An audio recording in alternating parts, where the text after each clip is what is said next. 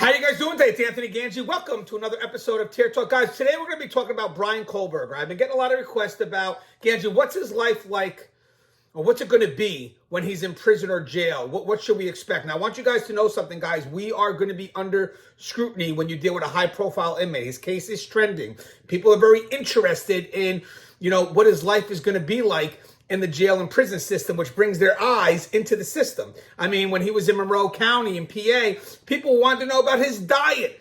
Would he get a vegan diet? This is how specific their concerns are going to be. So they're going to be very particular in our practices and our policies. So again, for any facility that's holding them, including the county now, or maybe eventually a prison itself, be wary when you have a high-profile inmate coming your way. All eyes are going to be on you. Now, mind you, if you guys aren't familiar with Brian Kohberger is the one that's accused in Ohio for the killing of 4 individuals. We have Kaylee Goncalves, Madison Mogan, Genre Carnoodle, and Ethan Chapin. So what I'm going to do is I'm going to read some bullets real quick and then explain each bullet. And these bullets are going to pertain to our management of a high-profile inmate. Now, be wary. This doesn't just apply to Brian Kohberger. It could apply for anyone that is considered high-profile based on the notoriety of their crime, if they're famous, because some could become famous coming in, or they're famous because of their crime. I mean, either way, when you have someone that's high-profile, it's going to bring all attention to that facility's practices and policies. So I'm going to go through each bullet, break it down. There's a few, but I do want to keep this video brief. Being that he's high-profile or high-risk due to the notoriety of his crime, these are the measures that must be taken when he is either being held in county or state. So I'm going to read the bullet real quick and answer some questions related to that bullet. So here's the first bullet. He needs to be isolated, safety and security reasons, protective custody, whatever it is. The facility that houses him must be able to carry out that, which includes location and staffing. This includes custody as well as support services like medical, mental health, programming, chaplaincy, etc. Being that he is new to the system, we call it prisonization, that's what we call it, and has yet to adjust, we have to note that he can be a danger to himself or others, but let's not forget, he could also be a target for an assault or death threat. Side note, if his placement into isolation or protective custody is involuntary, staff and management must make sure they document all suggested efforts to house him elsewhere. If the county cannot handle this type of placement, they should work with the state to hold him until his case is heard. So really quick to break it down, when this inmate comes in, there's going to be a need to put that inmate in protective custody. Now, you're hoping that the inmate wants protective custody because it makes sense, right? He did a high-profile crime. There's going to be a lot of people that may be a little bit against what he did, and there may be even some inmates that may feel justified in taking this person out. Now, imagine that, guys, justified. That means that this inmate has found a way to justify their negative behavior, and they will take out that inmate because in their mind they could be seen as a hero, right? The other avenue is that this inmate has yet to go through what it feels like to kind of have things taken away. He's still trying to manage that. Everything from what he can eat, asking to go to the bathroom, using a spork, eating with a tray on his knees every day. I mean, the things we take for granted, that's part of prison adjustment. But in the meantime, he's still going through that. So we have to make sure that we're able to manage whatever those impulsive behaviors may be during that rough time of adjustment. Remember, corrections is about 2 things.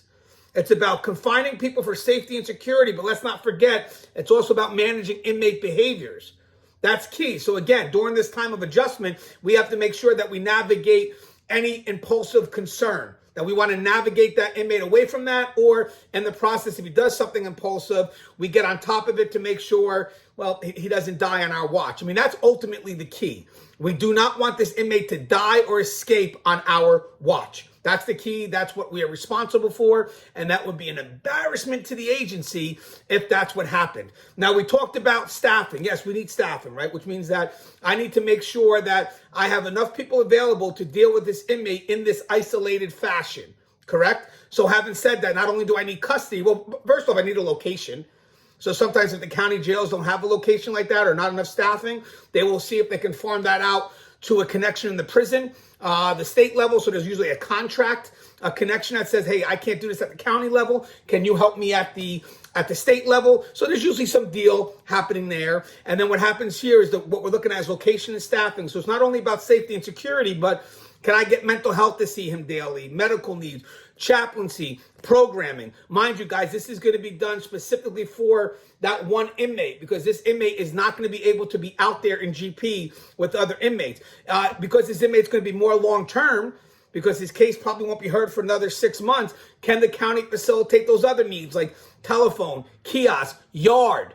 Let's also talk about visits, because this could be a long-term placement, even for a county jail. You're talking about a case that may not be heard initially for 6 months, and if this goes to trial. So having said that, visits should be permitted, because visits do aid in our rehabilitative effort, especially if you have the program services working with the families to make sure we're all on the same page. And as for lawyers, there's no stop that. That is the inmate's right. So eventually, while they're going through the process, the inmate is going to have to work with management, maybe in the education system. I don't know who would schedule those legal visits, but those legal visits should not be denied. So again, visits is paramount.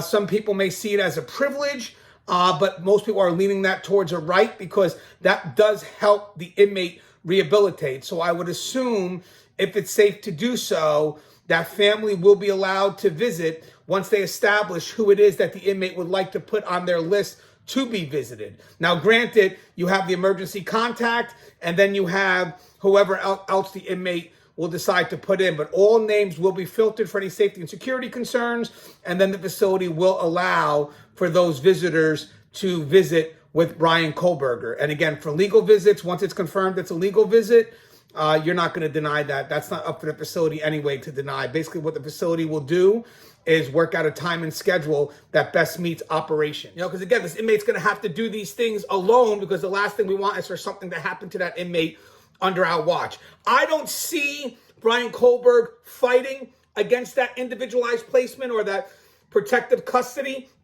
But if he did, if he said, yo, I don't want this, this is bogus, I'd rather be put in some level of GP, then we can override that decision and make it involuntary. All we have to do is justify the reasons why we placed that inmate there. And that means that we've exhausted every effort. And the big thing here is this case is trending. This case is trending. Anything can happen at the spur of the moment. So I can't guarantee this inmate's safety in GP. So I know Brian Kohberger may not want to be in protective custody, but we're going to override that decision, and we're going to put him in anyway because of the heightened security concerns based on a case that's trending and ever changing. That's a big note, guys. I want to make sure you guys know that. And by the way, guys, this is all before he has fully adjusted. And the other avenue, guys, is make sure that he's not a danger to himself, because again, he's getting put into a prison setting or a jail setting where he has lost most of his, or what he feels is his ability to choose, freedoms, if you will. So what we got to do is we got to make sure that we navigate through that process with him, which means that there's any time that we feel there's some level of ambiguity, we put him on some level of watch. Okay, so, and again, when we put somebody in watch, it's only to navigate through the impulsiveness of, of human behavior. Again, with corrections, it's confinement, safety and security, but also managing inmates' behaviors. Okay, so that's the whole first part. Second bullet I have is, while the inmate is adjusted, he may be under constant surveillance. We mentioned that. This could also be a twofold measure. Our main job in corrections is managing inmates' behavior while in our custody. This will help us as we figure out how this inmate is adjusting. We talked about that. This could include being placed on constant watch or close watch if there's no sign he's an imminent threat to himself. So basically, constant watch is where you're watching him 24/7. Close watch means it's kind of like a step down. It's a step down. So if the inmate is navigating through these impulses, then we could start lessening it down to from constant watch to close watch. But here's something unique here. If the inmate was suicidal and he had his attempts at, maybe taking his own life, I don't think that's the case for Kohberger, but let's just say it was. Let's just say at one moment he does do that. Well, there's a problem with the last level of bringing people down from a constant watch, because the first level of a constant watch is we're watching them 24 hours a day, making sure they can't do nothing foolish. Then there's a little bit of trust at that point when they're not doing anything foolish. We can step away a little bit. Maybe every 15 minutes we're watching them. But then eventually they have to get placed in to, let's say, GP. The concern we have here with inmates that are high profile is part of our measures to prevent an inmate suicide is placing them with a cellmate. Not that we expect the cellmate to help us, because we don't, but the statistics show if you have someone in the cell, you're less likely to do something foolish. And if that inmate leaves, staff will be aware and they'll do more tours. We can't do that with an inmate like that. because he can't be put in with anybody else. So having said that, we have to be very careful of that last level of placement if he does do that. So most likely the inmate will be on some close observation, even after they went through something impulsive, because again, we can't risk putting them in with somebody and then that person taking Kohberger out, or vice versa. Because of what Kohberger did, imagine the family of the cellmate. Like, if you're putting my brother, my loved one, or my son, or whatever it is, next to a cold-hearted murderer, I mean, think about the conflict there. One is the safety of Kohberger, but if he does something to another inmate, could there be a liability from the family of the cellmate? Saying, yo, you knew what this guy did, yet you put him next to my son, my brother, whatever it is, my family member. Okay, so this will help us as we figure out how the inmate's adjusting. This could include being placed on count, which we talked about. On another note, it would be good to see staff's interaction with him. Management should keep things consistent with his handling and make sure he is visited routinely by area supervisors. So on the custody side, sergeants, lieutenants. But we also need mental health staff, chaplaincy, and program services. As the inmate is adjusting, this can help us figure out which way the inmate is going. Basically, this routine will help us develop a momentum in the right direction, especially if the inmate is there for longer term. Now, guys, think about this. Chaplaincy, the ability to program, mental health, these are rights of the inmates. So all because you have the inmate isolated from everybody else does not mean they are forgotten. Please pay attention to that. No inmate in isolation is ever forgotten about. It requires more of an effort. So again, if the county facility can't facilitate that because they don't have a location or they don't have the staffing to give that inmate individualized attention, then they can farm it off to the prison, who should be able to have that at some level, because this type of inmate will require that type of attention. So again, some people may say, well, he's in isolated confinement. No. Guys, they are, when inmates in isolated confinement, they are watched at more than the regular population, to be honest with you, because again, now we're going from GP to more of a one-on-one setting. So that's just another part. So, okay, I got two more bullets, I think. Two more bullets. Since this case is trending, mailroom may be flooded with incoming mail. Mail could come from those who vehemently stand against what he has done, or on another note, a fan club. Happens. With that said, because the case is trending, and even though mail is monitored, it may not always be read. The inmate's well-being should be monitored on a daily basis while he adjusts to his new world. Monitoring should be done by custody in real time, as well as management and support services. Again, mental health programming. So guys, when these inmates that commit these crazy crimes, there's a lot of people that get infatuated by it. It's crazy, but it's true.